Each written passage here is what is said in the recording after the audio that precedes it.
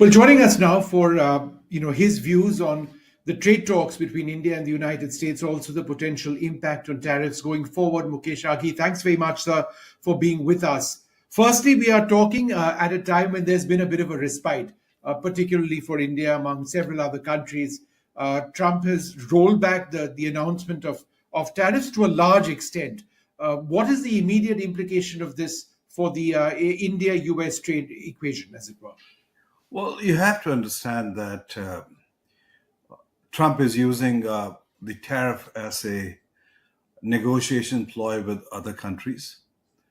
And in regards to India, India was in trade talks right after the Prime Minister's visit to Washington, D.C. And you had people like Brendan Lynch from USTR come down to India, and they made a lot of progress as far as the tariff goes. So the 90 days respite is much more for the Europeans and other countries. I think India has made progress. Now we're waiting for the US side to respond to some of the issues.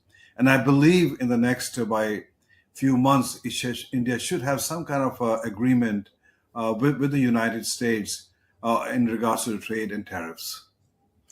What are the sectors in India that you believe may be impacted by tariffs should they go back up? So I think you have to understand, while US is saying bring the tariff down, US tariff on its own agriculture goods is extremely high, 80, Exactly. 90%. And so you can't basically lower that in the US because the farm lobby, which is the basically the red states where the MAGA voters are, will rebel. So what we are seeing is the focus is more on manufactured goods coming out of globally into the US. And that's where the tariffs are being put in, hoping that high tariff will incentivize companies to set up manufacturing in the US. But overall, I think when you look at it from an India perspective, the biggest export India has services. There's zero tariff on that. The next big one is pharma. That's also zero tariff. Yes, there's an impact on gold and jewelry and other stuff. But then energy, which is a big chunk of the export, there's zero tariff. So I think overall, India is in a very good position to take these discussions forward.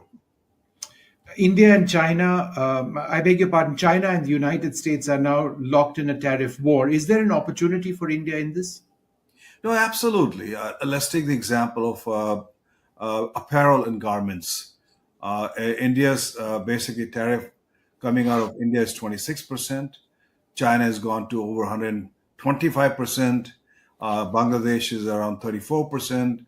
Vietnam is also up there in the 70s, 80s% itself.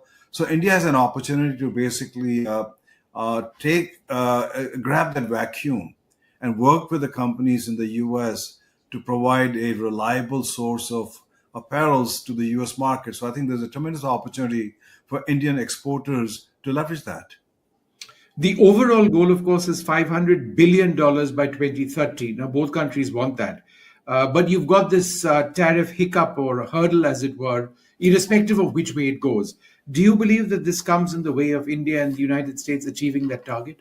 No, absolutely not. I think it provides India an opportunity, especially what's happening with China, to grab some of those exports. And I think that's where India has to proactively look at what are those exports coming out of China into the US, start talking to the US companies and get them to start looking at India from that perspective. You have to understand one thing is overnight you can't move manufacturing to the US. We don't have the people resources to come to those plants and start running those plants itself. So there is an opportunity for India to leverage some of the manufacturing into India and keep on driving. If nothing else, expand it. You look at Apple. Apple has to deal with 125% tariff coming out of China for its product. India is much lower. So the question is how do you expand Apple's current capacity of iPhone 16 from 25% to 50% or higher itself? So I strongly believe India has a tremendous opportunity in this crisis, and we should seize it at this moment. Do you believe that the personal equation between Donald Trump and Narendra Modi is central in pivoting the economic relationship between the two countries? You have to understand uh, there's no, I call, loyalty when Sure. you deal with nations, only in trust. Yeah. Yes, the chemistry does help during time of crisis, during times of bumps, but overall, both countries will have to drive what's good for India, what's good for America. So yes, chemistry does help, but is that's not pivotal and when you drive the relationship. In the immediate run, given the trade talks that have been taking place, how confident are you of substantive breakthroughs which can result in that economic relationship being transformed? I think you have to understand one thing. This is not just about tariff.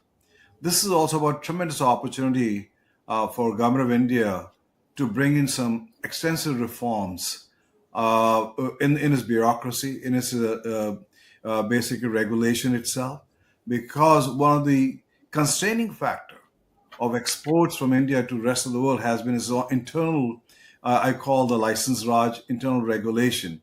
So regardless of what direction tariff goes, I think India has to seriously look at how it basically opens up the economy to the ground level so you're able to compete on a global basis.